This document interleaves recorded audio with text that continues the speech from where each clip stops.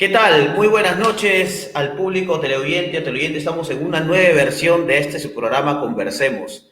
El día de hoy vamos a hablar de un tema importante, tanto en contenido como en la polémica que sugiere, ¿no? Porque digamos que hay una especie de literatura ya no oculta, sino más bien una literatura entendida desde un bagaje importante, ¿no es cierto? Hay bastantes cosas que discutir el día de hoy, pero vamos a centrarnos en puntos específicos. Creo que la idea es conversar y para eso tenemos pues a dos invitados de lujo, ¿no? El día de hoy tenemos a Fernando Honorio. Fernando Honorio, ¿no es cierto?, es licenciado en literatura por la Universidad Nacional Federico Villarreal. Ha publicado en diversas revistas literarias del medio. Sus intereses de investigación son la literatura fantástica y de terror, y actualmente se desempeña como docente en instituciones privadas. Te mando un abrazo, Fernando. ¿Cómo estás después de años que nos vemos? ¿Qué tal, Yosimar? ¿Qué tal a todos los que están viendo este stream? Eh, mm, Me siento pues feliz, me siento alegre por reencontrarnos buenos en esta nueva plataforma, ¿no? De forma virtual y hablando sobre un tema que en lo personal, bueno, me gusta mucho, me he centrado en ese tema para la investigación y bueno, creo que se hace notar esta narrativa de terror, la literatura fantástica y bueno, qué bueno que haya un espacio para poder conversar, intercambiar ideas, temas y percepciones, ¿no? Muchas gracias. Genial, Fernando, qué bueno. Y luego me encuentro con el amigo Jorge Casilla Lozano, ¿no? Él es licenciado en educación y es especializado en lenguaje y literatura. Estudió la maestría en literatura peruana y latinoamericana y también la maestría en escritura creativa en la Universidad Nacional Mayor de San Marcos. Publicó el conjunto de cuentos El libro de los pájaros negros por la editorial Casa Tomada en el 2011 y la novela juvenil Felinar en el 2019 por la editorial SM. Ha sido finalista del premio Copé de Cuento en el 2016 con su relato de lo que sucedió a Don Quijote en el bosque de Roque Guinart. En la actualidad se encuentra corrigiendo una nueva novela juvenil y preparando un conjunto de relatos vinculados al terror y a la ciencia ficción. ¿Qué tal, Jorge? ¿Cómo estás? Muy buenas noches y gracias por esta oportunidad, por este espacio y por volvernos a reencontrar de nuevo, ¿no? Hola, ¿qué tal, Yosimar? Buenas noches. Un gusto estar aquí contigo y con Jeremías y también con Fernando Honorio aquí en vivo.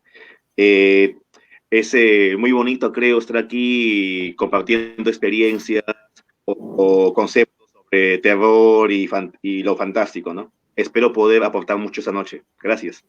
Claro que sí, la conversación siempre va a ser buena, ¿no es cierto? Yo creo que siempre va a ser buena, siempre y cuando hayan diferentes puntos de vista, ¿no? Y bueno, los de siempre, Jeremías Martínez, el amigo, y su servidor, Josimar Cavalier, en un nuevo programa. Ya estamos en el programa 11.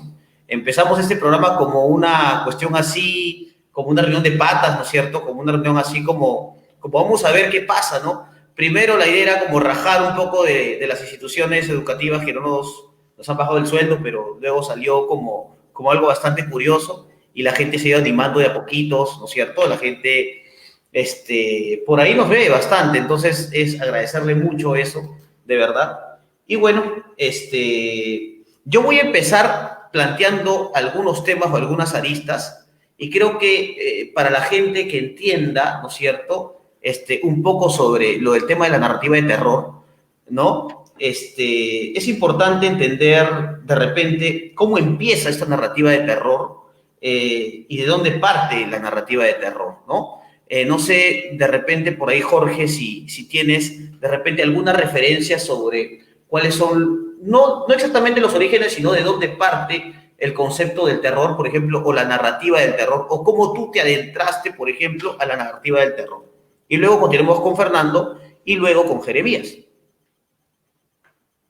Sí, bueno, yo recuerdo que cuando entré a leer, por así decirlo, esta literatura de terror, creo que fue de muy joven, ¿no? Adolescente. Yo recuerdo que mi primer autor fue Edgar Allan Poe, y creo que la mayoría de jóvenes suelen empezar con él, ¿no? En el colegio preguntan al docente, ¿no? Profesor, ¿qué me recomienda para leer, ¿no? Y uno siempre menciona Edgar Allan Poe. Entonces, eso también podría, creo, llevarnos a un tipo de error, ¿no? Creer que antes de él no existía terror, ¿no? Y eso, pues, no es así, ¿no? Hay una gran tradición de escritores, ¿no? Vinculados a, por así decirlo, a esta literatura del miedo, que yo creo, yo no soy un experto como Fernando en el tema, pero yo creo que esto del terror y del miedo no es algo que empezó con Poe, ¿no? Ni con los románticos, sino que es algo mucho anterior a ello, ¿no?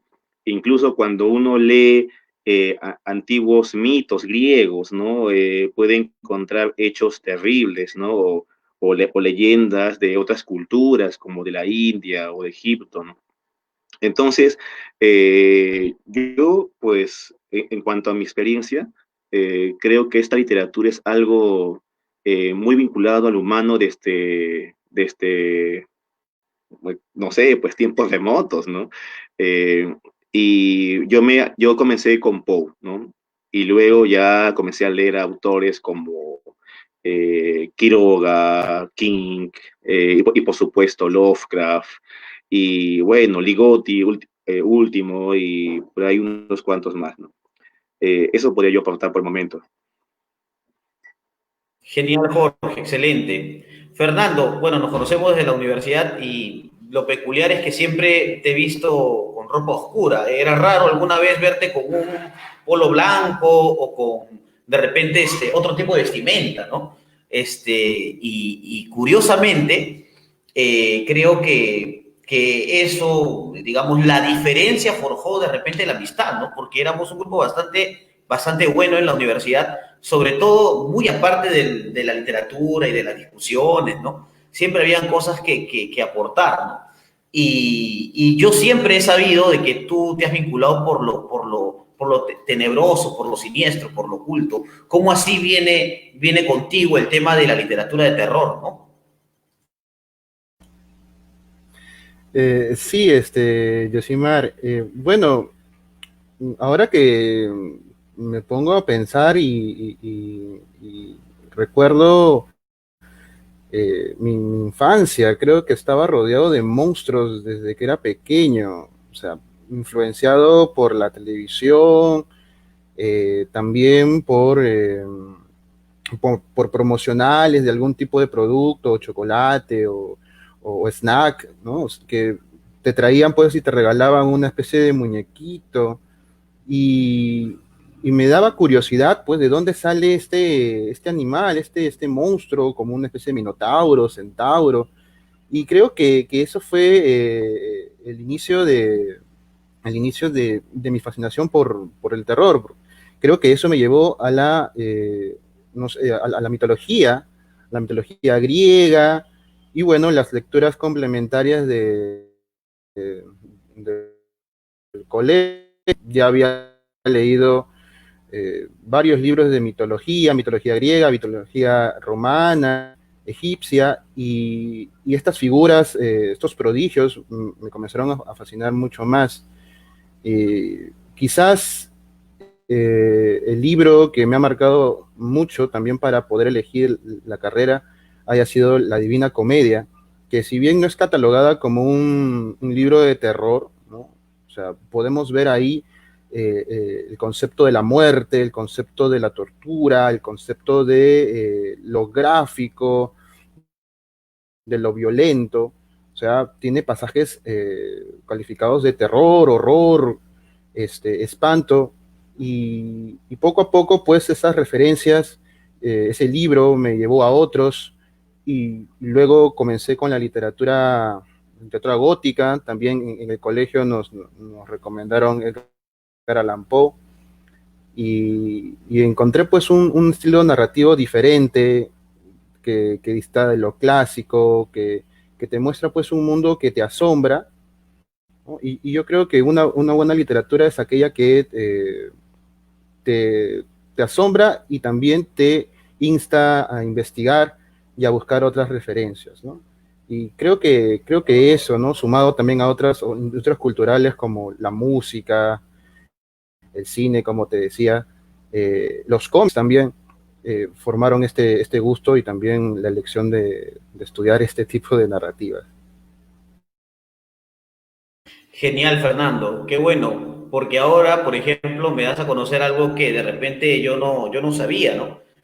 Sí sabía, tenía esta relación inmediata, y ahora me hiciste acordar, por ejemplo, de estos monstruos que venían en los chocolates y uno, por ejemplo, los ponía en agua y crecían, ¿no? Claro está que uno nunca se pone a investigar, bueno, yo al menos nunca me puse a investigar sobre estos monstruitos, de dónde provenían, pero claro, tu fascinación también por esto conllevó a que tú estudies eso, ¿no? O sea, interesante, ¿no? Me parece genial eso.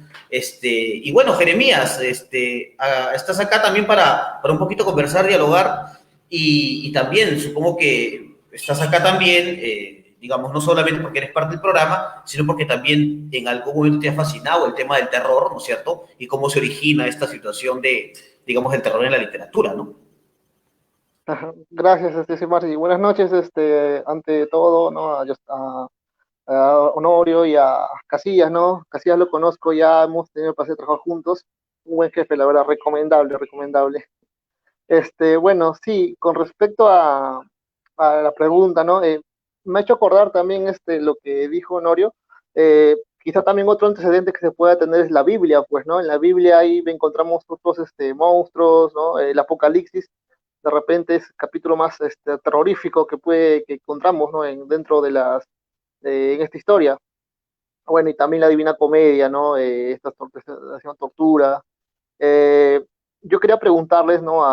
Bueno, con respecto a la iniciación, yo me inicié con un libro que se llama Las Brujas, de Roald Dahl, que es una crítica, ¿no? Una crítica a la sociedad de esos años, ¿no? Y luego contiene con Eslava, que tiene un librito, Cuentos Horribles, que también es muy recomendable si quieren tener este tipo de literatura. Bueno, yo tengo una pregunta para los invitados, ¿no? ¿Qué tanto de la literatura oral, ¿no? O de la mitología se puede tomar como base para las actuales narrativas de terror? Bueno, en este caso podría primero, no sé, opinar Jorge, ¿no? Digamos, Jeremías está hablando sobre el tema de la oralidad o cuánto de los mitos han contribuido a la narrativa de terror en la actualidad. Y también luego puede seguir Fernando, ¿no?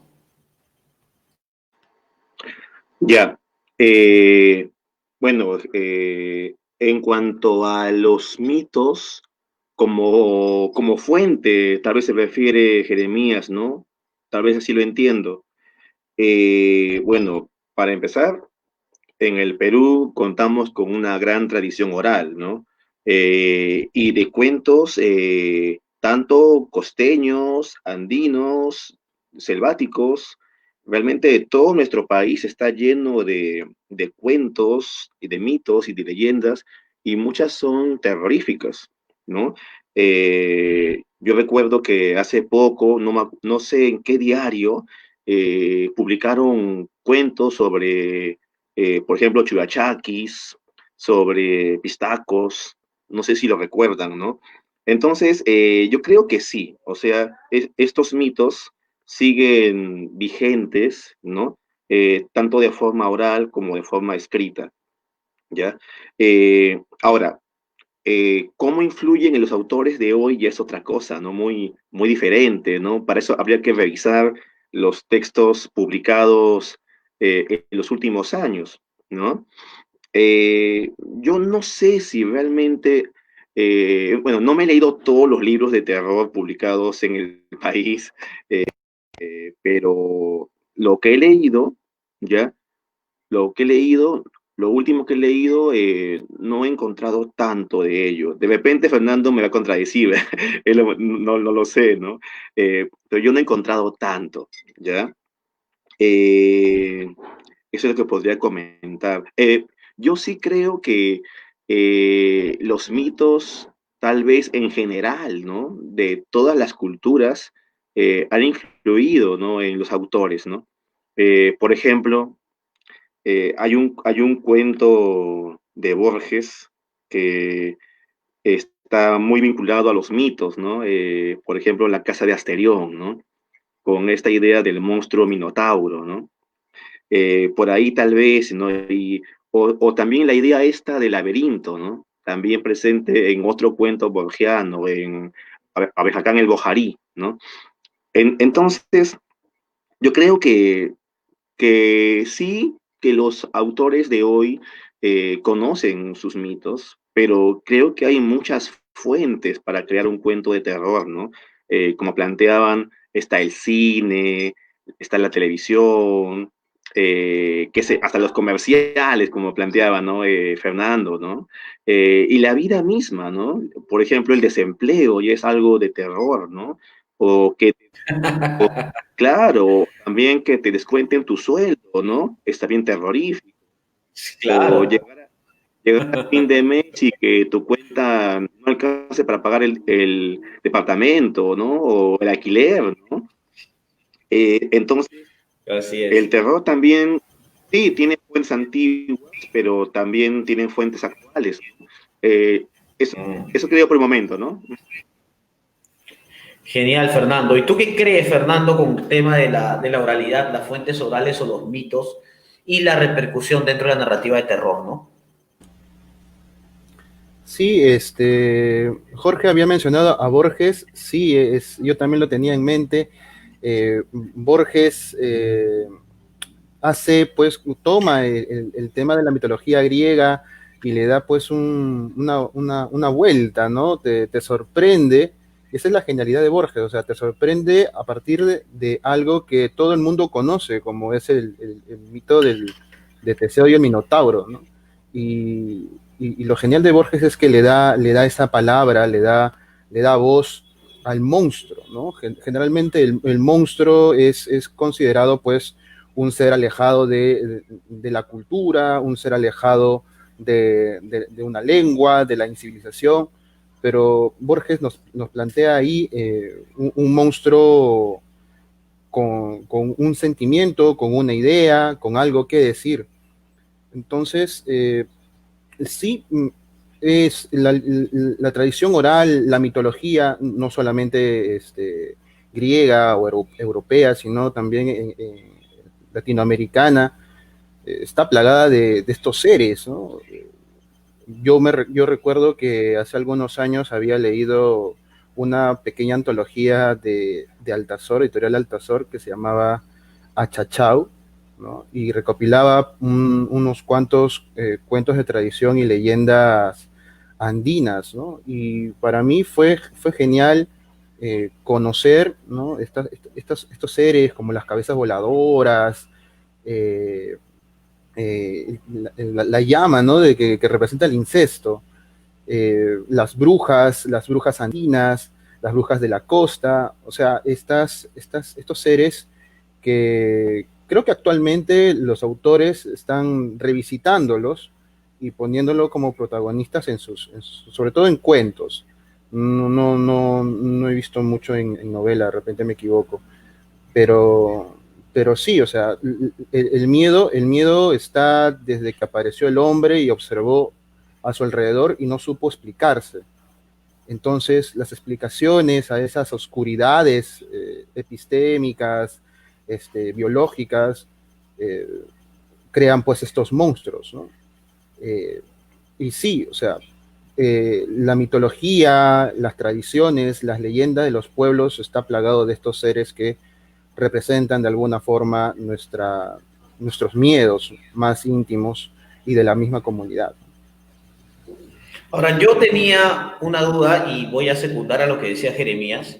Bueno, primero saludar a los amigos que nos están viendo. Saludos a mi querido amigo Pablo Salazar Calderón Galiani, y justo él tiene algunas preguntas también. Y también a Kevin García Guzmán, que ya lo tuvimos en una edición anterior, que le manda un abrazo al profesor Jorge Casilla, dice que lo recuerda mucho. Y acá la pregunta del amigo Pablo dice, a mis alumnos les encantan las historias de terror, pero ¿qué opinan sobre el problema que tienen algunos padres de familia con este género? Porque dicen que este podría causar traumas por el miedo que genera. Creo que primero vamos a hacer, de alguna manera, contestar esta pregunta, porque la segunda pregunta ya tiene que ver con algunos autores que también trabajan eso, la narrativa de terror, ¿no es cierto? No solamente autores como Edgar Allan Poe, que comentó el amigo Casilla, o Lovecraft de repente, o por ejemplo Borges, que ahorita fue mencionado, sino también autores peruanos, pues, ¿no? Que también han trabajado con el tema de la narrativa de terror. Entonces, esto es curioso, ¿no? Porque, como decía, es un tema polémico, además porque es un tema tabú. O sea, convivimos con la muerte, pero no queremos hablar de la misma, ¿no es cierto? Y ahora, por ejemplo, que estamos experimentando una especie de pandemia, ¿no? Y que ahora me imagino que todo el mundo es como una especie de zombie, porque anda por la calle simplemente y anda con su tapaboca y qué sé yo, pero simplemente eso. No hay una especie de acción racional en ellos. Entonces, esta pregunta es muy interesante, ¿no? Algunos padres piensan que al leer terror, estos chicos van a tener ciertos traumas. Yo no sé, de repente, si eso es tan cierto, no sé si te ha pasado Jorge, de repente Fernando, y ahí seguimos con Jeremías, ¿no? Bien, creo que la pregunta tiene que ver con si es adecuado o no terror en el colegio, ¿no? Eh, bueno, yo creo que el problema surge cuando los padres piensan que la única finalidad de un texto es educar, ¿no? Cuando piensan que la finalidad de un libro es ser didáctico. Muchos padres preguntan eso, preguntan cuando compran el libro, ¿qué va a aprender mi hijo? ¿No? Y muchas editoriales suelen poner incluso en el libro qué enseña el libro. Por ejemplo, este libro enseña el amor, la valentía, la amistad, ser solidario, empoderamiento, etcétera. Entonces, los padres piensan eso, ¿no? Yo estoy comprando un libro. ¿Qué va a aprender con esto, mi hijo? Ahora, los niños se aburren de este tipo de literatura didáctica y ahí es cuando recurren al docente, ¿no? Docente, profesor, me cansé de esto, no me gusta leer, quiero leer otra cosa.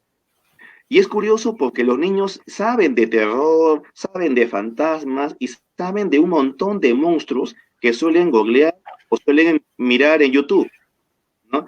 Entonces, los niños realmente, si supieras la cantidad de seres que conocen o de monstruos que conocen, sin ir muy lejos, yo tengo mi hija y ella me cuenta, ¿no? Papá, mis amigos me hablan de este monstruo, de este ser japonés, de este ser mitológico, y realmente me quedo asombrado cómo los niños conocen de eso. Impedirle a un niño que se acerque a estos textos, pues es casi imposible en esta sociedad de la información, ¿no? Pero yo creo, como docente también, porque somos docentes, que también debemos tener, creo yo, tino, ¿no? Recomendarle un libro a un estudiante. Por ejemplo, no vas a mandarle a leer Lovecraft a un niño de primaria, ¿no? Y no tanto por el tema monstruoso, yo creo que va más por el lenguaje de Lovecraft, un lenguaje barroco, ¿no? Complejo del siglo fines 19 y 20 de principios, ¿no? Entonces, no mandaría a leer Lovecraft no por sus monstruos indescriptibles, sino más que todo por el lenguaje, ¿no? Así es, ¿no? Por ahí es para empezar. Tal vez Fernando pueda agregar algo más. Ujú. Sí, Fernando, o sea, la idea de por qué prohibir esta literatura, ¿no? O de repente, por qué los padres ven esta literatura como una especie de tabú, ¿no es cierto? Tú que también trabajas, al igual que nosotros como profesor y de repente te ha pasado, no sé, por ahí puedes hablar desde tu experiencia. Sí, efectivamente, o sea, por ejemplo, cuando yo me acerco, yo soy profesor de nivel secundaria, ¿no? Desde primero de secundaria. Y cuando tocamos el tema de terror, gracias, no sé si a Dios, pero gracias a alguien, alguna divinidad inefable, el libro que nos toca trabajar en primero de secundaria, pues toca temas de narrativa, como la narrativa de ciencia ficción y la narrativa de terror. Entonces yo me pongo a pensar y lo comparo con la educación que yo he tenido, ¿no? En cuanto a literatura, y básicamente yo no tuve ningún tipo de autor referente, ni internacional, ni nacional, que sea pues de terror, ¿no? Entonces, los chicos, cuando yo comienzo a trabajar este tema de la narrativa de terror, es también una retroalimentación, porque si bien yo les tengo que dar ejemplos de quizás monstruos o historias terroríficas clásicas como Edgar Allan Poe, que siempre está ahí, ellos también me comparten los monstruos del internet, ¿no? O sea, Slenderman, eh, ¿cómo se llama esta japonesa? O el Ayuwoki, o me comentan acerca de Dross, ¿no? Y a mí me encanta, a mí me encanta. Y yo sé que también los padres ahí, aunque no estaban en las aulas, pero ahora sí están presentes en el aula virtual, muchos de estos padres tienen una educación quizás igual que la mía, en la cual lo importante es que la literatura tenga un fin altamente pedagógico, ¿no? O únicamente pedagógico. Entonces, eso es una oportunidad para indicar que si bien el texto de terror eh, ha sido marginado quizás por el canon, por los temarios clásicos o el sílabo escolar, en pos de una quizás equivocada búsqueda de la moralidad, porque cuando uno dice autor de terror, autor de ciencia ficción, ven que es una literatura escapista que no sirve para nada. Se tiene todavía esa idea. Entonces, la cuestión es analizar la obra, comparar el badaje cultural de los estudiantes. O sea, ellos no son ignorantes, ellos saben más que uno, y relacionarlos con su experiencia. Sí, o sea, desde hace mucho tiempo alguien que se autodenomine pues escritor de literatura de terror era pues para que lo califiquen también de un demente, de un potencial psicópata, etcétera, ¿no?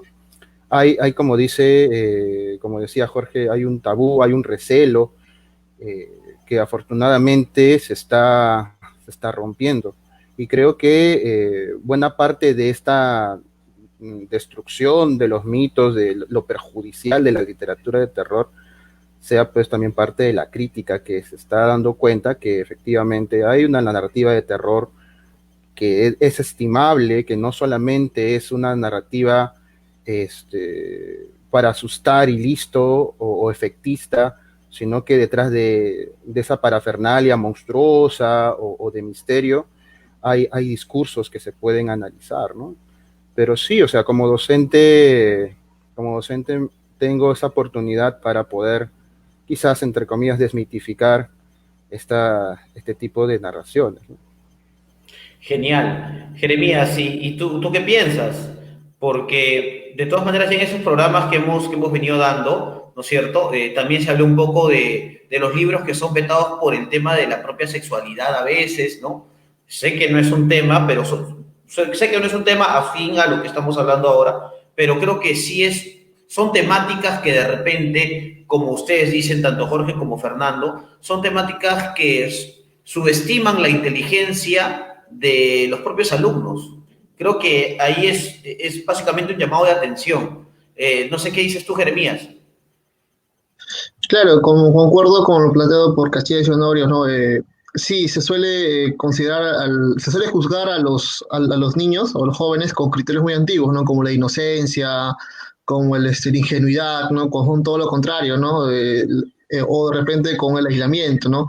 Porque tienen acceso a múltiples medios de información, ¿no? Donde ellos mismos buscan, pues, se autocensuran, ¿no? O buscan lo que desean. En este caso, pues, ¿no?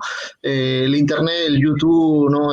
Dross, como plantea, ¿no? Hay un montón de canales más no, le, los motivan, ¿no? A buscar este tipo de lectura, lo que no está mal, ¿no? No está mal, porque es como una puerta de entrada, ¿no? Para libros mayores. Precisamente sobre ello quería preguntarles, ¿no? En cuanto a la forma de los textos de narrativa de terror, ¿no? Se suele hacer mucho el microcuento, ¿no? El microcuento, el microrelato. ¿Ustedes creen que de repente ¿no? La era digital, ¿no? El hecho de que todo sea inmediato, tenga que ver bastante con la forma que se ha adoptado en la forma, en la literatura narrativa? ¿O de repente o es el efecto inmediatista? ¿No? ¿Qué opinan sobre ello? Bueno, puede ser primero Jorge y luego Fernando, ¿no? Así. Bueno, en cuanto al microcuento, en el Perú yo rescato el libro Ajuar Funerario, ¿no? Creo que todos lo conocemos, el libro de Iwasaki, me parece. Y bueno, es un autor realmente innovador, ¿no? Este libro, Ajuar Funerario, ha sido muy estudiado por el crítico David Roas, por ejemplo, ¿no? Entonces, yo creo que es genial, ¿no? Ese tipo de creaciones en un contexto como el nuestro, ¿no? Ahora que los alumnos y el público general plantean que no tienen tiempo para leer tanto, ¿no? Están tan ocupados en sus vidas, ¿no? Que no pueden leer. Estos microcuentos, pues, son precisos, ¿no? Pero no hay que pensar que solamente son cuentos breves y ya está, ¿no? Tienen toda una estructura muy compleja, ¿no? Yo hace un tiempo intenté escribir microcuentos y me puse a investigar sobre, ¿no? las características de un microcuento, ¿no? Y encontré que no era igual microcuento, que microficción, que microrelato, y que cada uno tenía un montón de características diferentes, y uff, ¿no? Entonces, en el Perú, yo creo que este libro, A Horario, es genial, ¿no? Roas también tiene varios cuentos breves, ¿no?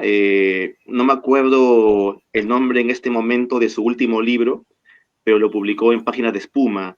Me acuerdo que en la portada hay un niño en un tipo de subibaja, todo oxidado, ¿no? No sé si lo han leído este libro, ¿no? Entonces, Roas también es un referente, ¿no? Otro autor que escribe cuentos breves es Queret, ¿no? Queret, ¿no? Entonces, por ahí va mi apreciación, ¿no? Al respecto. Genial, Fernando.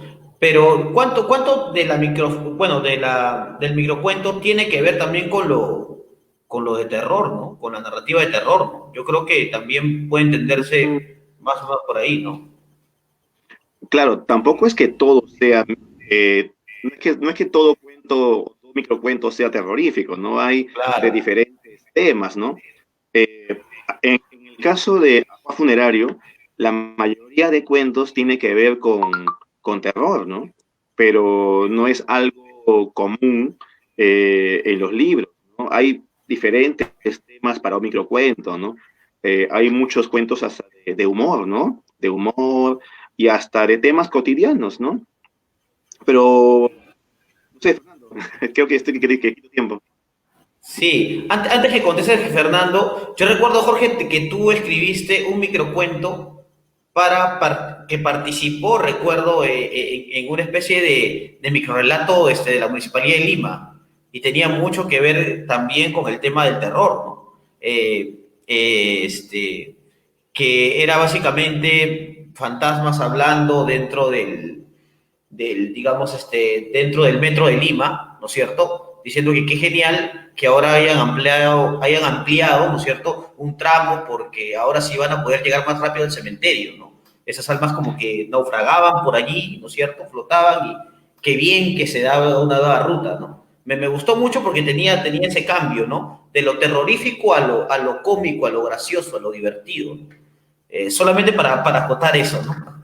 Sí, Fernando, sí, sí, sí, para cerrar la idea, me sorprende que hayas leído ese cuento porque como que yo pensaba que era un cuento que nadie conocía, que estaba guardado en mi laptop y que iba a quedar ahí por buen tiempo, ¿no? Sucede que yo vivo ahí cerquita al cementerio y para mí era una locura que hagan una estación en cada cementerio, ¿no? ¿No? Estación El Ángel, estación Presbítero Maestro, o sea, ¿para qué? Para los muertos, eran las estaciones, ¿no? Claro, Y claro, bueno, sí. ahora sí se ve el paso a Fernando, ¿no? Disculpa, Fernando. Sí, bueno, sí, eh, aunque parezca paradójico, hablar del microrrelato es todo un universo, o sea, es un universo eh, también polémico, ¿no? Hay muchas definiciones sobre el microrrelato, la minificción, ¿no? Pero sí, o sea, no es una cosa de ahora, ¿no? Es una cosa que también es de larga data, que ha tenido pues autores que si bien han escrito estos relatos brevísimos, ¿no? No han estado pues en una época tan necesitada de la inmediatez como la que vivimos, ¿no? Bueno, solamente para citar un clásico, ¿no? Como Monterroso o como Arriola, ¿no? Pero sí, ¿no? Entonces, como muy bien decía Jorge, en el campo de la literatura peruana, Ajuar Funerario es un referente innegable, ¿no? O sea, y hay muchos escritores que se están especializando en la narrativa breve, hay editoriales que solamente publican relatos breves, y eso también es bueno porque amplía el espectro de la literatura, ¿no? O sea, también podría estar como una especie de, no sé, de advertencia o perdón, de tomar apuntes o una especie de sorpresa, esto de la minificción o el microrrelato, ¿no? Eh, podemos decirle que es una especie de escritura también marginal, pero que ahora está tomando también mucha fuerza y eso es muy bueno. Eh, y sí, no, o sea, la literatura de terror relacionada con la minificción, con el microrrelato, van mucho también por la misma extensión a la sorpresa, ¿no? O sea, el relato de terror tiene que destruirte tus presupuestos de la realidad, ¿no? Tiene que haber un giro de lo que tú pensabas como lector, decirte todo lo contrario. Y es por eso que creo que el terror, lo humorístico, o lo triste también se mezclan en este tipo de narraciones, ¿no? Hay muchos efectos en el lector solamente leyendo unas cuantas líneas, y creo que esa es la potencia del microrrelato, ¿no? Eso es lo que yo puedo decir. Perfecto. Yo quiero centrar ahora los temas que vamos discutiendo en los personajes clásicos del terror. Centrar, por ejemplo, en Drácula, hablar, por ejemplo, de Frankenstein, hablar del hombre lobo, ¿no es cierto? Y cómo es que por ahí escuchaba a Mariana Enríquez, no sé si ustedes han tenido la oportunidad de escucharlo alguna vez, pero ella decía que Drácula es como que un personaje tan mutable que, digamos, se adapta a circunstancias hasta históricas, ¿no? Y en este caso, por ejemplo, ella decía que en los 50 se veía, por ejemplo, a un Drácula de repente siendo, digamos, su presencia es la consecuencia de la Guerra Fría, por ejemplo, ¿no? O ver, por ejemplo, a Drácula metido en los años 70 o 80 en el tema del VIH, por ejemplo, ¿no?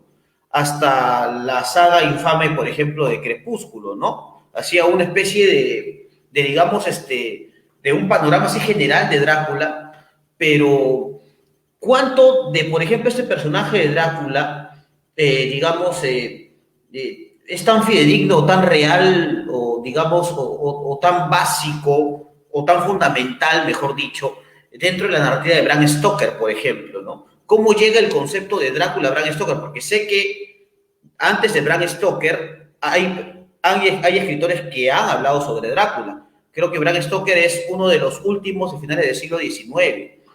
Pero en este caso yo quería básicamente escuchar las opiniones de ustedes sobre el tema del vampiro, de Drácula, ¿no es cierto? De este personaje tan importante para la narrativa de terror. Jorge y luego Fernando y luego Jeremías, ¿no? De repente por ahí. Ya, en cuanto a Drácula, bueno, creo que sabemos todos que es una novela, ¿no? Una novela de Bram Stoker que tiene una estructura epistolar, ¿no? Es un conjunto de cartas, ¿no? Eh, es cierto, Bram Stoker no fue el primero en tocar el tema del vampiro. Por ejemplo, antes Polidori también había escrito un cuento sobre vampiros. E incluso se habla de monstruos mitológicos, ¿no? Que tienen similar o parecido al vampiro, ¿no? Entonces no es que Stoker lo invente, ¿no? Al vampiro en sí, ¿no?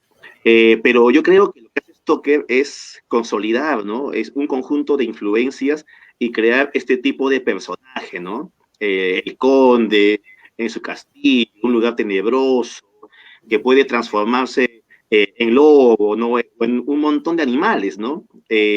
Muchos, muchos han visto la película, pero el libro es otra cosa, ¿no? Y es hermoso y genial y terrorífico, ¿no? Y ojo, juega mucho con el aspecto sexual también la novela de Stoker, ¿no? Recuerden que Drácula suele buscar señoritas, ¿no? Y que está vinculado a ellas y que las vuelve como sus esclavas, ¿no?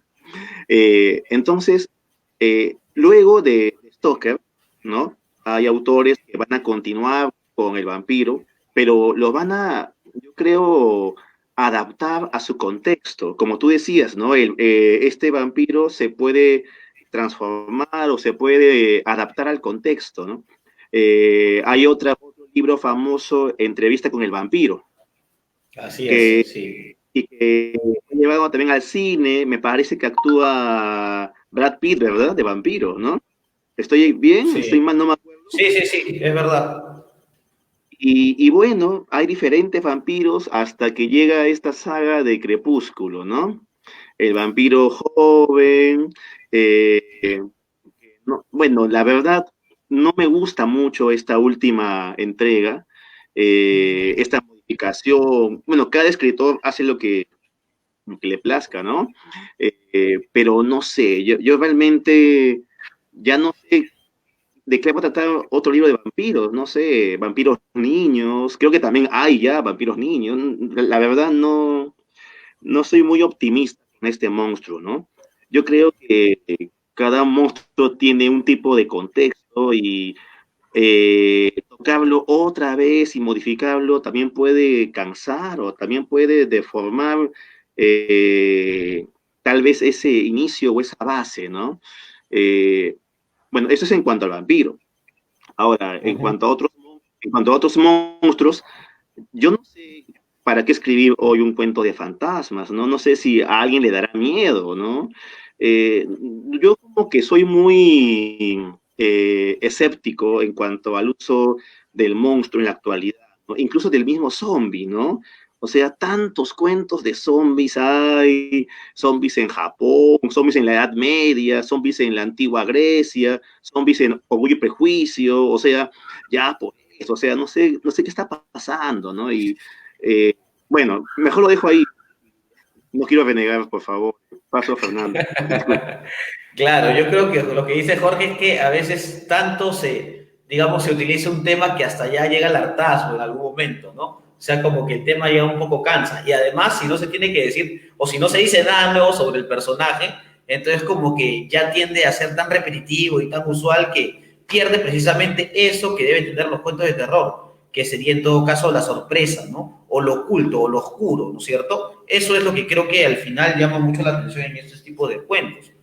Pero no sé si ustedes tuvieron la oportunidad de ver la adaptación que sacó Netflix sobre Drácula, que es básicamente como una especie de serie, ¿no? No sé cuántos capítulos tiene, no sé si lo han podido ver, pero me parece muy curioso, me gustó mucho esa adaptación porque tiene parámetros o cosas, ¿no es cierto?, que los vampiros tienen, digamos, y que de repente no se ha tocado mucho. Por ejemplo, un vampiro no puede entrar a una casa sin ser invitado, por ejemplo. Es algo bastante raro, extraño, pero tú tienes que invitar al vampiro a pasar o a entrar al lugar, ¿no es cierto? Si no, no pasa, o sea, no entra. así se convierta en el propio vampiro, ¿no es cierto? O sea, no entra, no ingresa, ¿no? Otra cosa es el tema del ajo, otra cosa es el tema del crucifijo, ¿no es cierto? El agua bendita, la luz, ¿no es cierto? Hay temas allí bastante recurrentes en ese sentido, ¿no? Pero bueno, ese era básicamente como una especie de paréntesis que quería dar. Fernando, te doy el pase. Sí, efectivamente, Jorge me mencionó que esto del vampiro tiene larga data, ¿no? Stoker quizás haya estado en el momento indicado para poder nutrirse de las tradiciones anteriores sobre el vampiro, que primero comenzó pues como leyendas, ¿no? También como parte de la tradición oral europea, centroeuropea, si no me equivoco. Y bueno, pues antes de Stoker está, bueno, desde los textos antiguos donde aparece Lilith, ¿no? La madre de los vampiros, la madre de los demonios, o la mitología como la Lamia, ¿no? En el caso ya narrativo, podríamos mencionar a Sheridan Le Fanu con Carmila y a Polidori, que también mencionó Jorge, con este Lord Byron vampiresco, ¿no? Sí, o sea, el vampiro es parte ya de la cultura moderna porque es más que un personaje, es ya una metáfora, es una figura literaria, una figura cultural. O sea, el vampiro puede representar, si bien el exceso de lo sexual, de lo erótico, también puede ser la encarnación de lo político, de aquel burgués que se aprovecha del proletario, o la mujer vampiro que seduce al hombre para quitarle su puesto de poder, ¿no? Entonces, el vampiro es maleable. El vampiro ha sido la representación de los miedos a través de la historia del hombre. Y por eso es atractivo.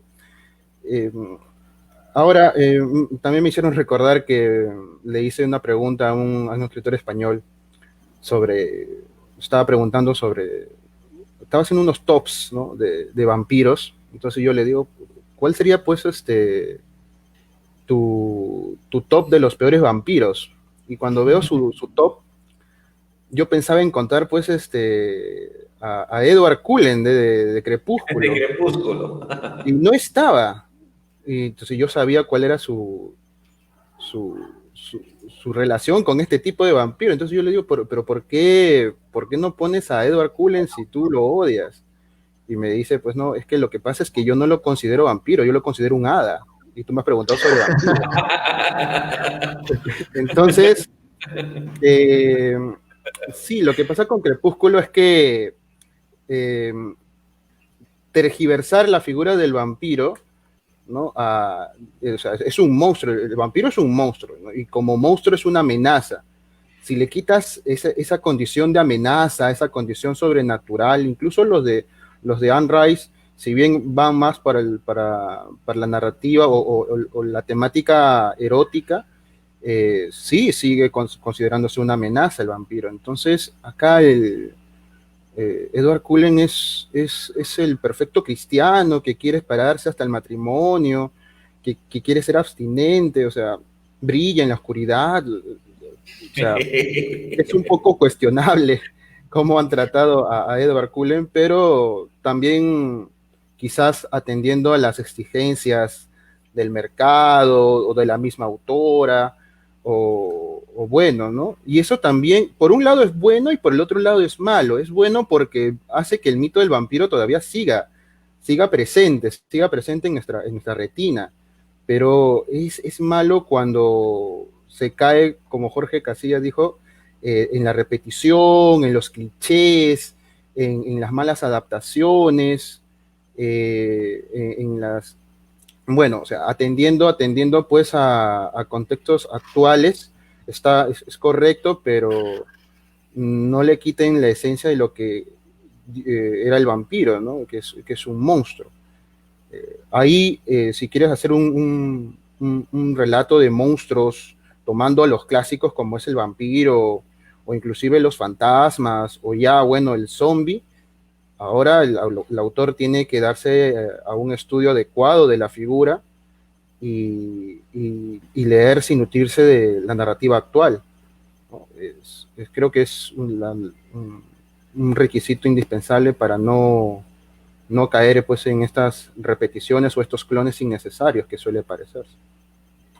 Cuando hablamos de estos temas, y ahora le doy paso a Jeremías, cuando hablamos de estos temas siempre la gente pregunta por conceptos, ¿no?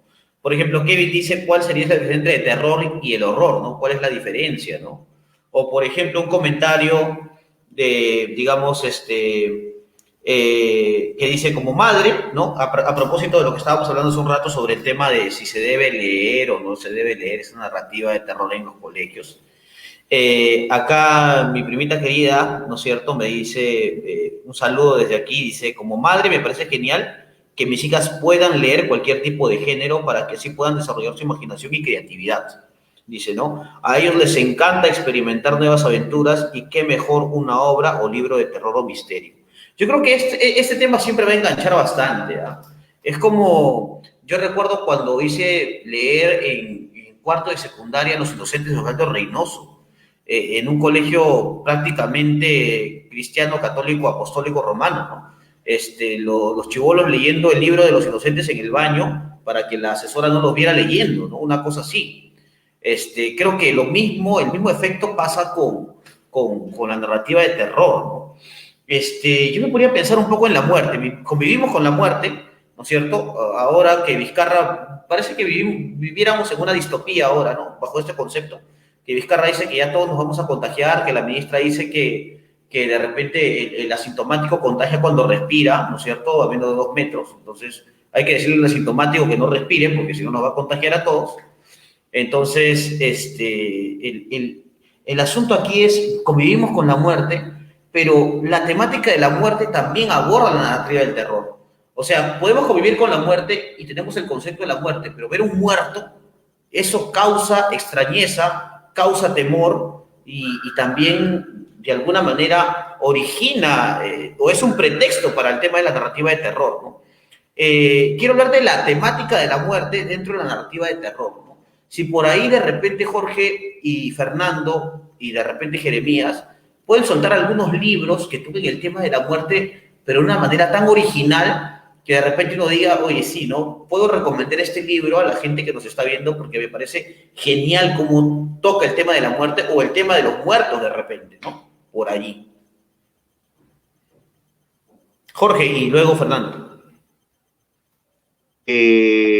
Sí, hay un libro álbum, ¿ya? Que toca el tema de la muerte. No sé si lo han leído, es El Pato y la Muerte. Es un libro hermoso, ¿no? Es un pato.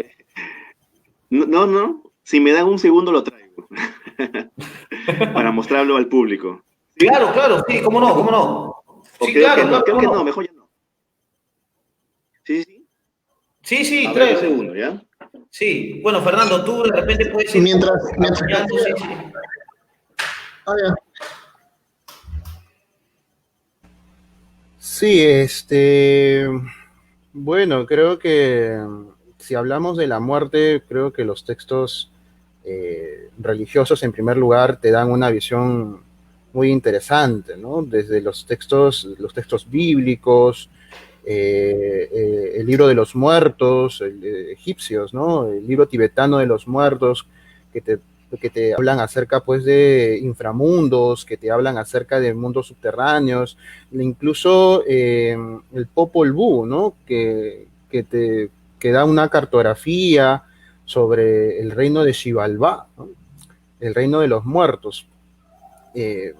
Entonces, creo que una primera opción para poder entender esto del concepto de los muertos sería recurrir a esos textos, ¿no? Creo que las tradiciones y los textos o los recopilados en textos coloniales también hablan acerca de este tema, ¿no? He visto actualmente que han publicado, no me acuerdo el nombre del texto, pero es un libro que apareció el año pasado, apareció, que era un tratado sobre la muerte, creo que se llamaba así, tapa dura, todo así medio, parece un grimorio, y te explicaba pues cómo era el concepto de la muerte en varias culturas, ¿no? Desde la cultura, creo, griega, pasando por los egipcios, la idea del espiritismo creo que también estaba ahí, lo había ojeado. Eh, entonces, sí, esta fascinación por la muerte están haciendo surgir textos o manuales de cómo es el concepto de muerte en varios lugares del mundo. Y eso es una evidencia de cómo este tema que era tabú ahora se está ampliando, se está masificando. Sí, como tú dices, Yosimar, estamos conviviendo con la muerte a cada rato, no solamente una muerte física, sino también una muerte social, una muerte política. Somos seres tanáticos, hay una cultura de la muerte latente y es interesante observarla, analizarla y cómo los autores reflejan su propia concepción de la muerte en sus textos, ¿no? Sí, Jorge, ya trajiste el libro. Ahora si nos puedes mostrar y por ahí nos hablas un poquito de por qué este libro, ¿no? Bueno, sí, bueno, para comentar lo que también decía Fernando, ¿no? De acuerdo en todo lo que convivimos con la muerte hoy en día, ¿no? Eh, Tal vez nuestros vecinos ya han muerto, ¿no? Por ejemplo, yo iba a la tienda a comprar y ya no está el vecino, ahora está la vecina y yo le pregunto, ¿y el vecino? Y me dice, está descansando. Y yo le digo, qué bien, vecina, ¿no? Que descanse el vecino, ¿no? Que no venga a trabajar. Me cuenta, no, está descansando, me dice. O sea, bien, bien duro, ¿no? O sea, ya no está la gente, los mayores, ¿no? Y es triste también este contexto, ¿no? En el cual vivimos, pues. Y aquí estamos, ¿no? Aquí estamos intentando avanzar, ¿no? Con todo. Y qué Sí, es complicado es también verdad. y también qué complicado es también hablar del tema a los niños, ¿no? O sea, ¿cómo explicarle a los niños todo esto? En especial cuando no les hablamos de la muerte en los libros. Y justo recordé este libro. Lo quiero mostrar, esta vez se ve, no se ve. Se Sí, llama, se ve. El se pato y llama la muerte. sí. Es un Sí, libro álbum que realmente lo leí hace buen tiempo y me gustó mucho, ¿no? Porque tiene el tema de la muerte en sí y de cómo un pato siente que alguien le acompaña, ¿no? De cómo un pato siente que la muerte está cerca de él, ¿no? Y cómo interesante. la muerte le habla. Es un librazo, ¿ya?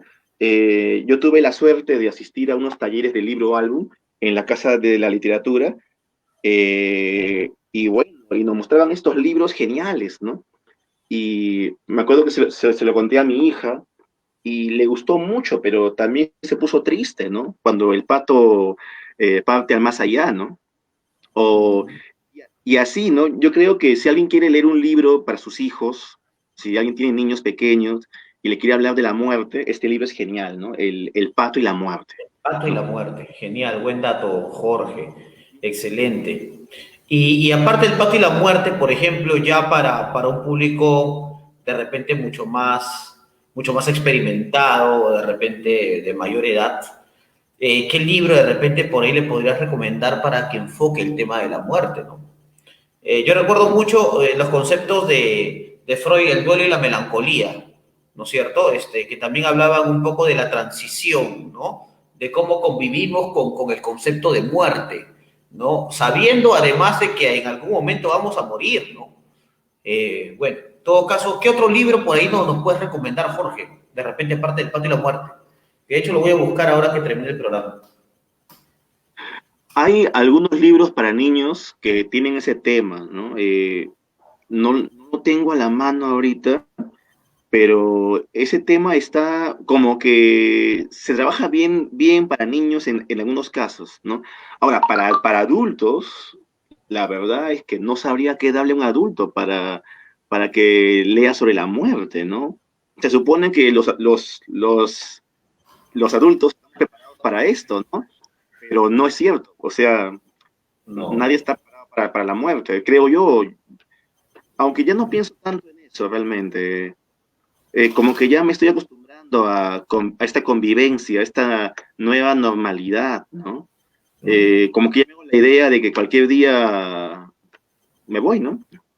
Y tal vez sea la forma más sana de vivir, ¿no? Porque la otra forma sería con miedo también, ¿no? No sé, Sí, claro. pero en cuanto a un libro ahorita que me digas, recomiéndame para entender la muerte, la verdad, pues no sabría qué decirte, amigo. Tal vez Fernando, tal vez él ha leído algo últimamente, algún libro nuevo, no sé. Pero buen dato este libro del Pato y la Muerte, ¿ah? Sobre todo para las madres de familia que también nos están viendo, que podemos de alguna manera por ahí buscar el libro, adquirirlo y de repente leer a nuestros menores de edad, a nuestros hijos, que de repente por ahí puedan entender un poquito ese concepto, ¿no? Ahora que estamos, como decía Fernando, conviviendo con el tema de la muerte, ¿no? ¿Cómo hacemos con esto, no? Fernando, ahora sí, de repente pues, nos puedes recomendar un librito por allí que hable sobre este concepto. Me han hecho acordar que no sé en qué año fue, creo que hace 5, no, 4 años, no me acuerdo. El Fondo Editorial del Congreso sacó un libro sobre la muerte en la cultura peruana, ¿no? Y hablaba acerca de cómo el concepto de la muerte desde los orígenes hasta, y se centraba eh, en la cultura contemporánea, ¿no? Los ritos contemporáneos actuales que se hacen pues en los cementerios, la misma estructura de los cementerios, los grandes mausoleos, etcétera, ¿no? Era un trabajo multidisciplinar de arquitectura y también sociología, creo. Creo que el autor fue Luis Millón, no me acuerdo el autor ahorita, no me acuerdo. Pero sí me acuerdo que la carátula hablaba sobre, la carátula era pues una calavera y hablaba pues la cultura en el Perú, la cultura de la muerte en el Perú. Eh, y bueno, ¿no? Los textos que le dije, bueno, una manera de ver cómo es la muerte sería pues la Divina Comedia, ¿no? Desde la concepción cristiana, medieval, o la idea de la muerte según los maya quiché, ¿no? Del Popol Vuh. Eh, Eso podría indicar, ¿no? Genial. Jeremías, ahora sí, es tu momento. Háblanos. Bueno, sobre la muerte, se me ocurre los románticos, pues, ¿no? Goethe, por ejemplo, ¿no? El joven Werther, ¿no? Que habla sobre la muerte, ¿no? Hay una novelita de Michael Ende que se llama Momo, ¿no? Así como el Creepypasta, que habla sobre, bueno, la muerte en realidad es el tiempo, no la hora. El maestro hora es el que se lleva todo el tiempo de la gente, pues, ¿no? Y que es una bonita forma de abordar la muerte. De repente podemos pensar en Fitzgerald, en su libro, en ese cuentito, El curso de caos de Benjamin Button, ¿no? Que también es una forma de ver la muerte. ¿No?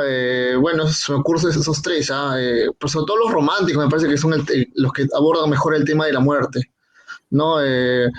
Bueno, yo tenía una pregunta, ¿no? Para los invitados. ¿Se puede rastrear en la literatura peruana una tradición de la literatura de terror, sea en poesía o en narrativa?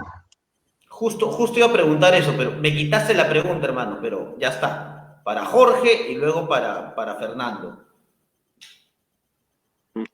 Jeremías, antes de responder tu interrogante, me acabo de acordar que hay una autora peruana llamada Fabiola Lazo.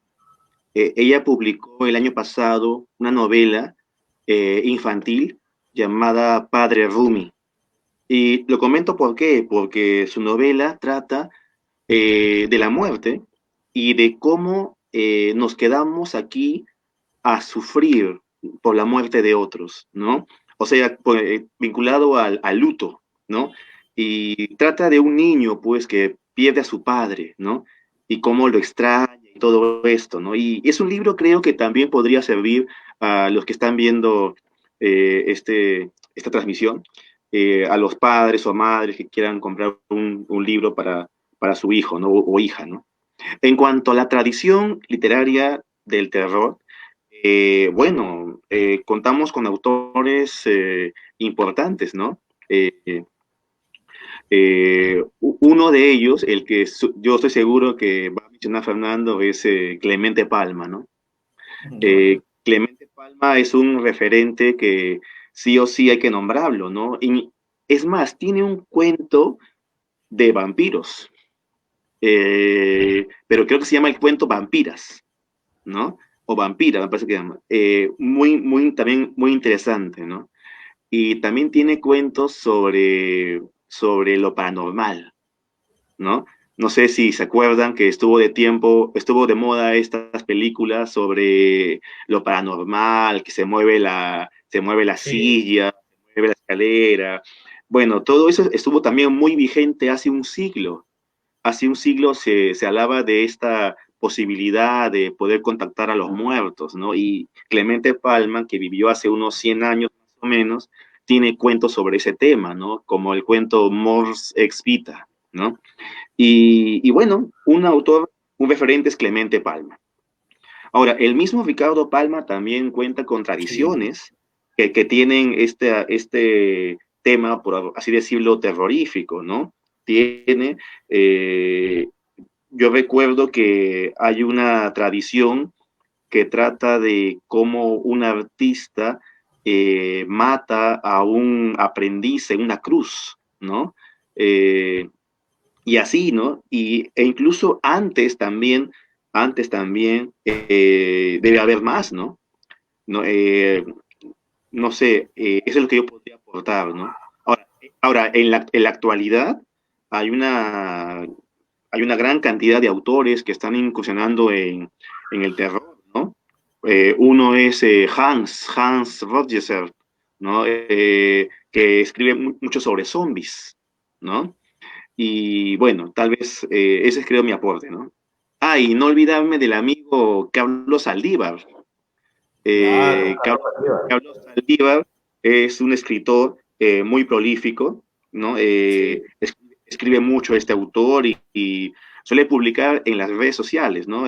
Ha publicado en blogs nacionales, internacionales, y sí, pues, ¿no? Mayormente sus cuentos son o fantásticos o terroríficos, ¿no? Y bueno, hasta ahí, ¿no? Gracias. Sí, genial porque nos has hecho acordar de Carlos Aldívar, porque nosotros nos acordamos mucho de él, sobre todo porque él empezó en la Universidad de Villarreal con su revista Argonautas, si mal no me equivoco, haciéndole un Claro, homenaje a José Adolf. Y ya después, pues, ya tuvimos la oportunidad de ver cómo él ya, pero o sea, era alucinante porque él empieza con este rollo de la narrativa de terror en la universidad y ciencia ficción también, pero él se autogestionaba esto, ¿ah? O sea, a él nadie le daba un sol para que haga lo que hizo, ¿no? Con la revista y todo esto, ¿no? Hasta que llegó donde está y es gracias, pues, a la perseverancia y el esfuerzo, ¿no? O sea, es genial, esos son historias geniales, ¿no? Yo a veces me siento afortunado de conocer, ¿no? Digamos, a esos autores, ¿no? Sobre todo por la continuidad, ¿no? Que tienen, ¿no? Pero bueno, Fernando. Sobre la tradición narrativa de terror, yo veo a la literatura de terror como una persona que está despertando de un coma y que está comenzando a reconstruir sus recuerdos. Si bien la literatura en el Perú, literatura de terror, existe, ¿no? Decir que hay una tradición todavía es un trabajo que la crítica está reconstruyendo, ¿no? O sea, es la parte arqueológica de la crítica literaria.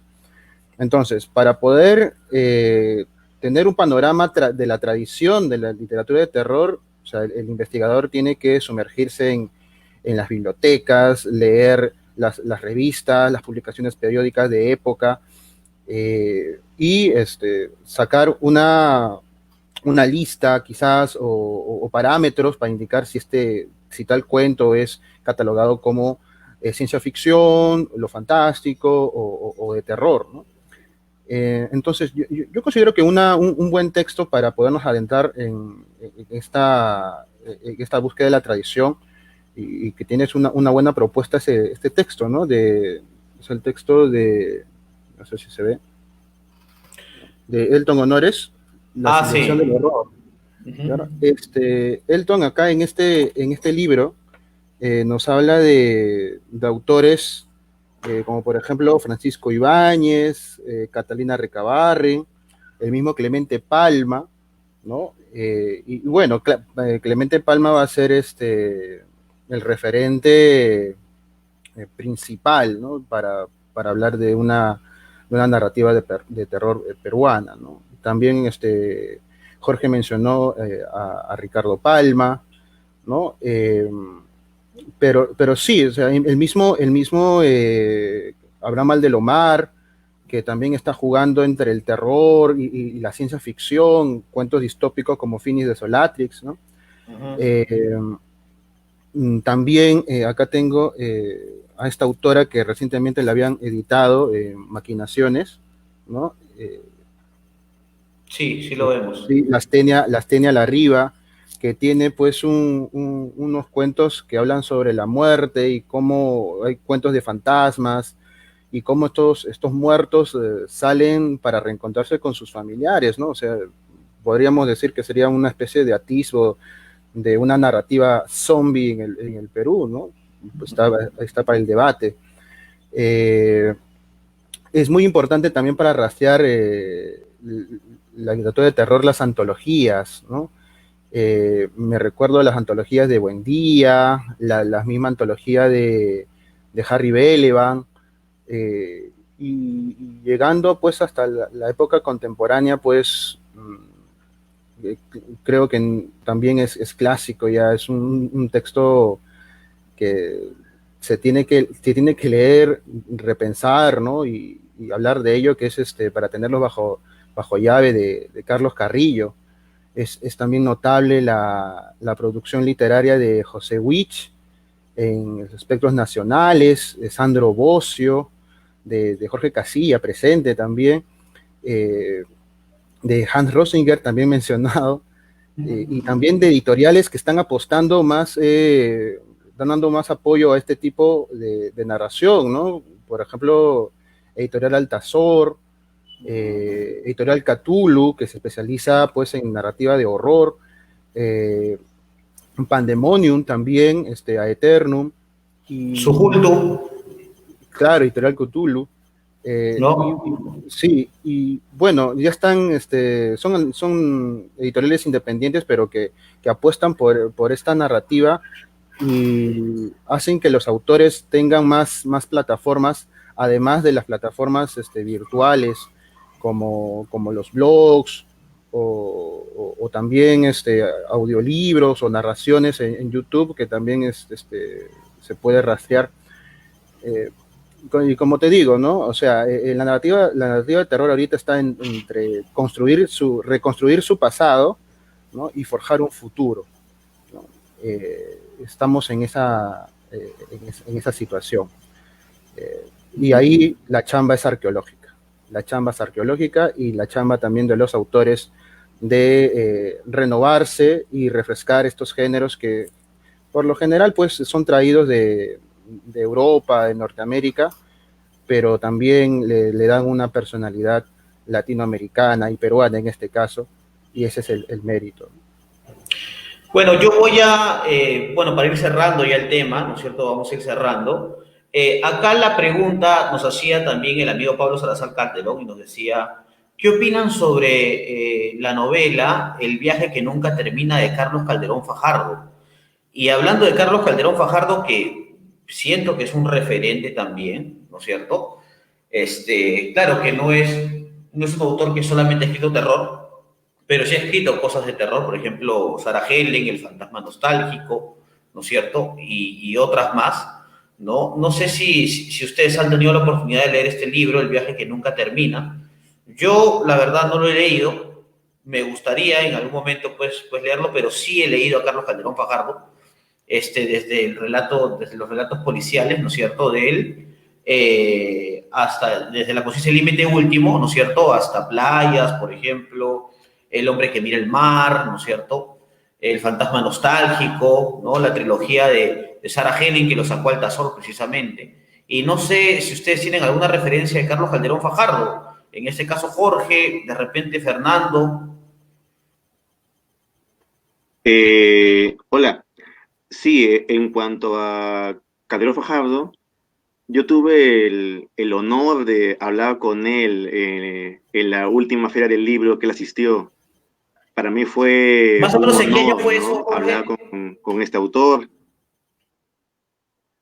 Será pues 2017, tal vez 2018, no me acuerdo No, fue bien, en el 2000, autor habrá falleció sido en hace poco, 2016, ¿no? 2015 de Eh, repente. Porque creo que falleció en el 2016, si mal no me equivoco. sí, ¿no? Sí, 2016, ¿no? Claro, entonces ha sido en esos años, ¿cómo es, no? Ya pasó buen tiempo ya. sí. Parece ayer, ¿no?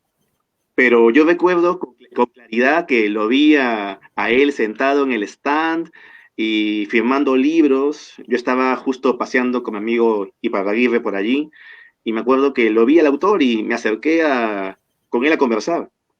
Realmente me sorprendió que era alguien muy amable y que me conversó mucho de sus libros, ¿no? Me hablaba de qué debía leer, qué tomo primero, qué tomo después. Y me acuerdo que me compré yo había leído ya sus 3 libros y fui por el cuarto libro, que era, me parece, Doctor Sangre, Doctor ¿no? Sangre. Y claro, Doctor Sangre, ¿no? Gabriel Fajardo, me acuerdo que escribió mucho sobre Sarah Helen, ¿no? Ujú. Y es más, luego de todo eso, me acuerdo que yo también me atreví a crear un cuento, ya que Altazor publicó una antología sobre Sarah Helen, y yo escribí un cuento inspirado en lo que leí de Carlos Fajardo, ¿no? Entonces, para mí es un gran autor, Carlos Fajardo, que tal vez del cual debería hablarse más, ¿no? Y Sí, claro. debería difundirse mucho su obra. Tiene una novela policial Sí, claro. excelente, Sí. que no me acuerdo en este momento, que también lo publicó La, Altazor. la conciencia y límite último, ¿no Eh, será? Esta Claro, edición salió con Tusquets también. es un Excelente librazo novela. Una novelaza. que creo que ha sido reeditado por Tusquets, ¿verdad? Sí, yo No tengo la edición estoy de muy Tusquets. seguro. No, yo tengo la antigua, la de Altazor. Y, y bueno, yo creo que este autor es un referente para todo lector, todo escritor que quiere incursionar en el terror o en lo vampiresco, ¿no? Y ¿sabes qué?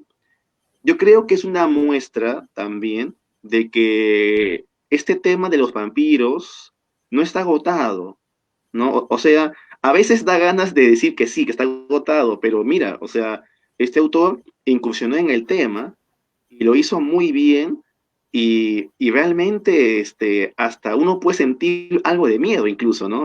Cuando lee este libro, ¿no? Y para que te dé miedo en este siglo XXI, pues es porque Sí, es bueno, claro. es porque es Sí, bueno. claro. Y, y bueno, eso es lo que quería aportar, ¿no? Por el momento, ¿no? Ujú. Genial, Fernando. ¿Tienes alguna referencia sobre Carlos Calderón Fajardo? Si de repente por ahí algo nos hablas. Sí, también corroboro lo que decía Jorge. Conocí a Carlos Calderón Fajardo, es una persona muy, muy amable, muy, muy educada y desde la primera palabra que te decía, manejaba los temas, manejaba el panorama literario.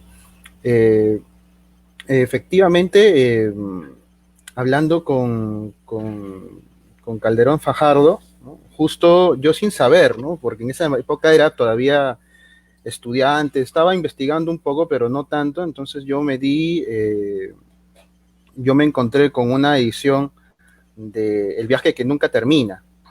Entonces, en una presentación, eh, le dije para que firmara ese texto y se sorprendió bastante al verlo porque decía que todavía existen estos ejemplares y era este, ¿no? Esta es Ala, la ¿y primera con qué edición. editorial lo sacó? Este lo sacó con Ediciones Pedernal. Estas Ediciones Pedernal Pedernal. era de Ricardo Sumalavia. Ala, Ricardo Sumalavia. Excelente. Y me cuenta el origen y por qué esta relación con Sarah Helen, ¿no? Entonces todo comenzó en los años 90, donde Sarah Helen, la prensa informaba que iba a resucitar, que toda la gentita gótica iba para celebrar esta resurrección. Claro, se fueron al cementerio, todo, que creó un Claro, revuelo en el año 92, 93, todo el mundo estaba esperando que resucite Sarah Helen. O sea, era sí. alucinante. Y a raíz de ese acontecimiento, eh, cuenta Calderón que estaba hablando estaba conversando con Iván Tais, el mismo Calderón, Donaire y Sumalavia, para hacer pues una especie de trabajo conjunto que toque el tema de Sarah Helen.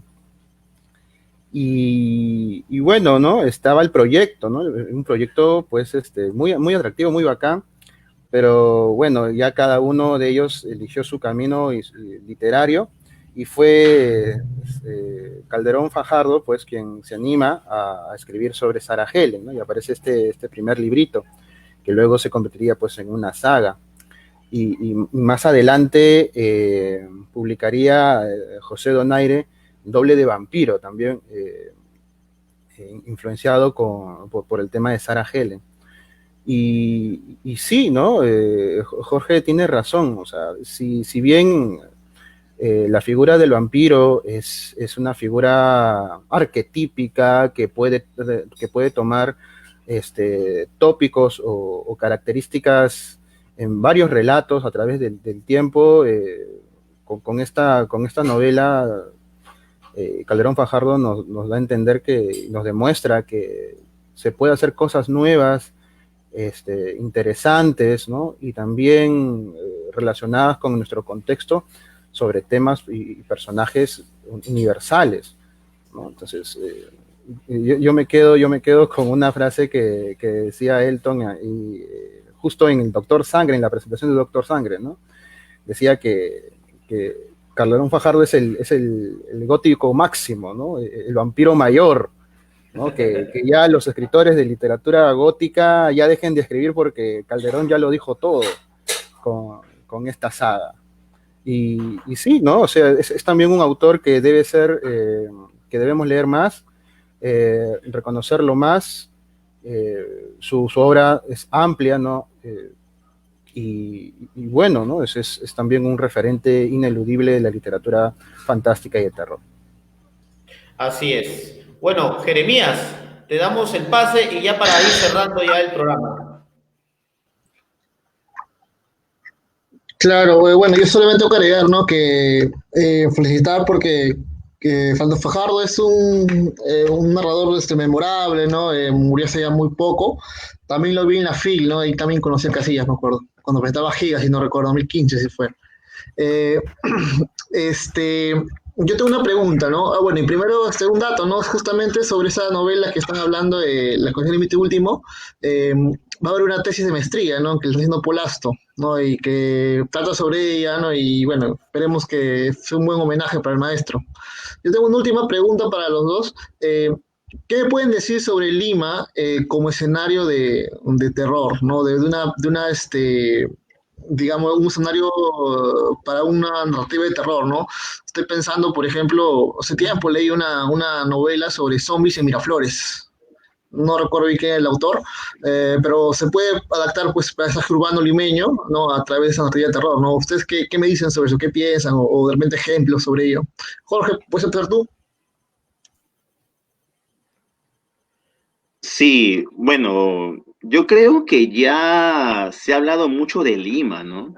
En especial la Lima de clase media, ¿no? Hay que recordar que nuestra literatura hegemónica, pues, trata tiene que ver mucho con el realismo mimético y con lo citadino, ¿no? Pero Lima es más grande, ¿no? Tal vez sea momento de explorar otros conos, ¿no? O sea, por ejemplo, a mí me gusta mucho la narrativa de Richard Parra, ¿no? Parra no habla tanto de la clase media, sino de una literatura más de la clase baja, de la clase lumpen, o sea, de los bajos mundos, ¿no? Y para escribir literatura de terror en Lima, yo creo que podría hacerse, claro, ¿por qué no? En especial, es una ciudad donde vemos a cada rato delincuencia y en especial, pues, feminicidios, ¿no? Entonces, es un tema por explorar, es una ciudad del crimen, ¿no? Y también de la impunidad, ¿no? Entonces, para un policial, genial. Un terrorífico también, ¿no? Es más, yo justo también tenía en mente hace años, ¿no? Crear una novela de ese tipo, policial terrorífica, ¿no? Pero como dicen, ya todo fue dicho por Carlos Fajardo y mejor no, ya no la escribo. Eh, pero como les digo, yo creo que sí, Lima sí da, pero también tenemos todo el Perú, o sea, no hay por qué solamente limitarnos a Lima, ¿no? Ese es mi comentario. Pero claro, no sería bacán, ¿no? Una novela terrorífica en Lima o en cualquier parte de nuestro contexto, ¿no? Creo que sí. Genial, Eso es todo. Fernando. Sí, bueno, Lima sigue siendo un monstruo. Lima sigue siendo un monstruo ya con más de 1 millón de cabezas, como podríamos recordar esta idea De Cochrane. de la generación del 50, claro. O sea, los problemas de Lima han aumentado, ¿no? El miedo que siente la población actualmente, el miedo a la delincuencia, el miedo biológico ahora con esto de la pandemia. O sea, Lima es el locus terribilis, o sea, es el espacio mismo del terror. Eh, y bueno, ¿no? Se me viene a la mente una novela que va más allá, que me va más allá del presente, pero que también es muy lúcida, que es Mañana las ratas de José B. Adolf, ¿no? Así Y, es. y efectivamente, o sea, Lima, la Lima actual y la Lima que escribió Adolf y la Lima que escriben hasta ahorita los escritores es una Lima llena de monstruos. Quizás no monstruos sobrenaturales que pueden ser utilizados para producciones sobre lo insólito, ¿no? Pero también, como decía Jorge, una Lima plagada de criminales, una Lima plagada de mafias, ¿no? Implicaciones políticas, donde efectivamente hay alguien que victimiza y alguien que sufre, ¿no? O sea, la Lima terrorífica es la Lima plagada de la corrupción. La Lima, y eso va mucho más allá también de Lima, no solamente en la capital, sino que también afecta a las otras provincias, ¿no? Y sí, en provincia, en la sierra, en la selva, son espacios que también se manifiesta lo terrorífico, lo fantástico y la ciencia ficción.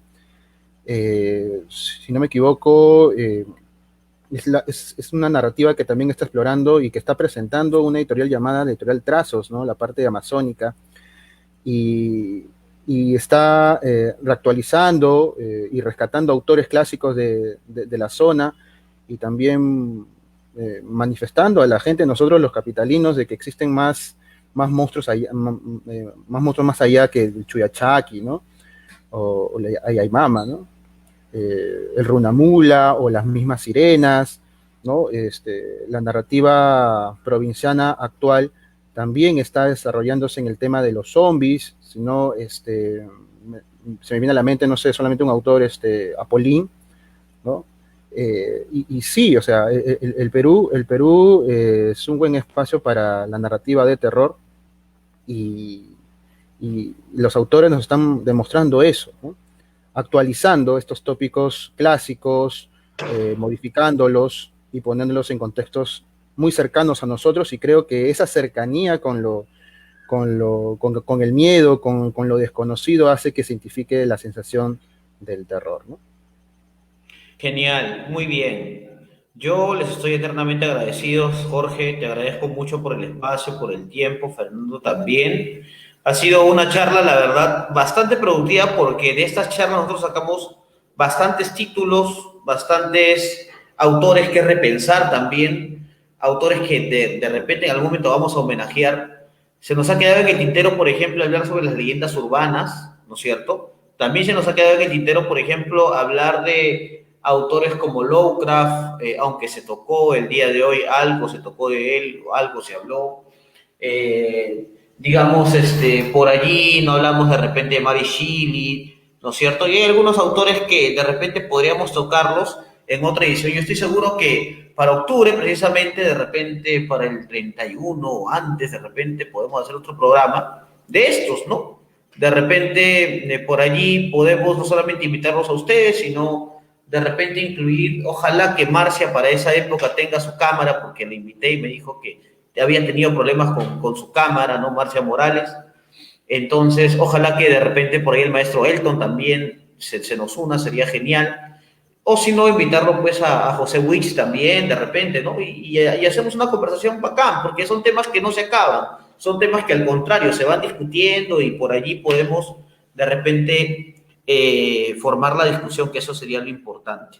Así que, bueno, Jorge, no sé si de repente quieres decirnos algo de lo que estás haciendo ahora último, de repente qué se nos viene, ya se nos viene una novela, ¿no? Después de Felinar el año pasado, no sé ahora qué se nos viene contigo, cuéntanos un poquito, cuéntale a la gente qué estás haciendo ahora.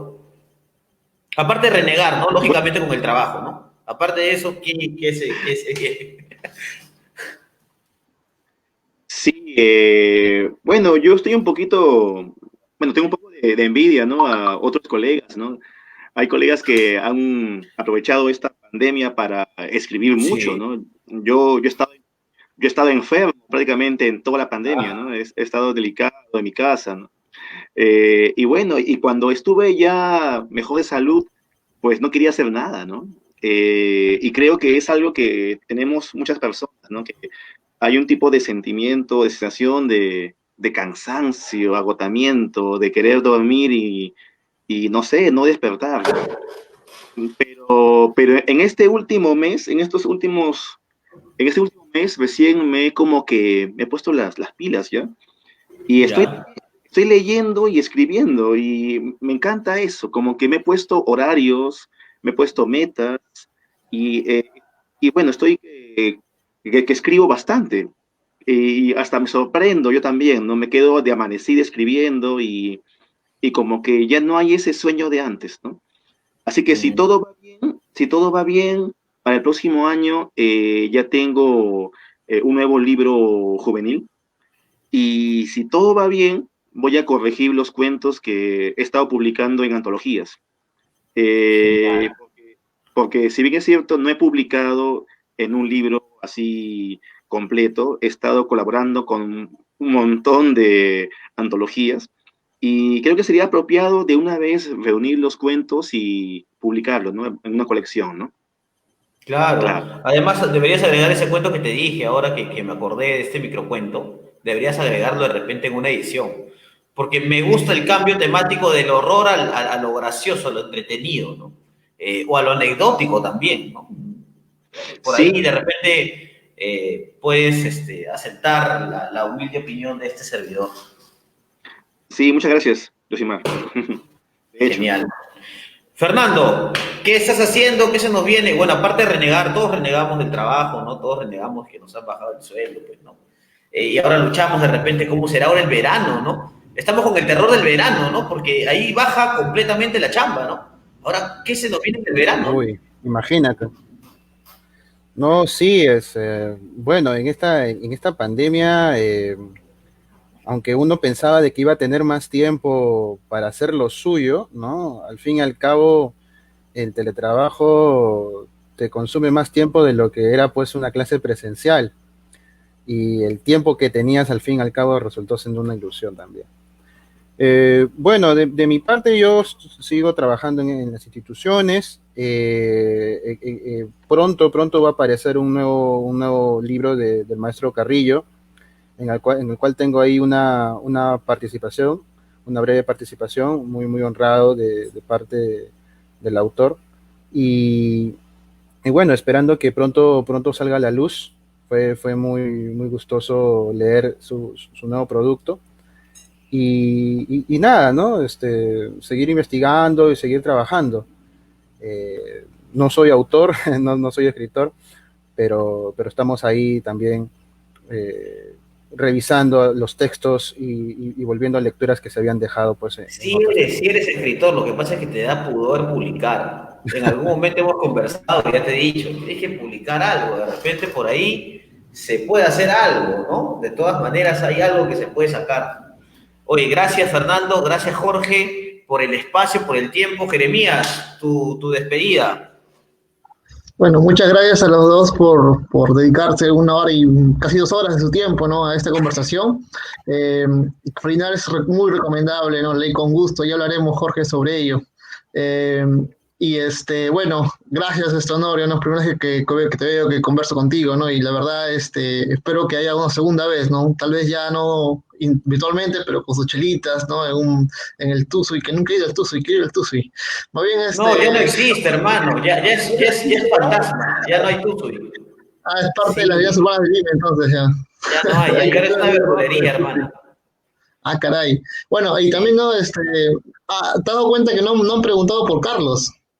Ya no hay Carlos, No, ya. lo que pasa es No, que Carlos ya creo que está en otro programa, él ya está, ya es un creo fantasma, que ya se volvió ahora un eso es fantasma. como que sacó al funda programas y se va. Sí, sí, eres así. Eres como una Bueno, especie de San Martín, dile más bien, un libertador mentiroso. Pero bueno, vamos desde acá a mandarle un Yoshimar, saludo más bien, también y bueno. ¿qué viene la próxima semana, pues? ¿A quién tenemos Hoy la próxima semana? sí. Bueno, en todo caso, bueno, para despedirme ya, la próxima semana tenemos un programa donde vamos a hacer un recuento de la literatura, la narrativa y la carrera literaria del maestro Julián Pérez Guaranja. Y la próxima semana tenemos la participación de Edith Pérez Orozco y de el entrañable amigo Alexis Iparraguirre. Así que la próxima semana estamos con ellos dos. Así que, bueno, pues los esperamos a todos a que se conecten para poder hablar del maestro Julián. Y ojalá, le he escrito a Julián, pero bueno, pues vamos a ver si de repente por ahí ya se atreve, se lanza y dice ya, estamos en el programa, ¿no? Entonces, bueno, los esperamos la próxima semana. Gracias por vernos. Siempre tenemos un público allí, siempre están comentando. Les mandan muchos saludos a Jorge, a Fernando. Y qué bueno, ¿no? Que se siga discutiendo sobre esos temas que son muy importantes. Gracias, Jorge. Gracias, Fernando. Chao, Jeremías. Nos vemos. Chao, gracias. Chao, Jeremías.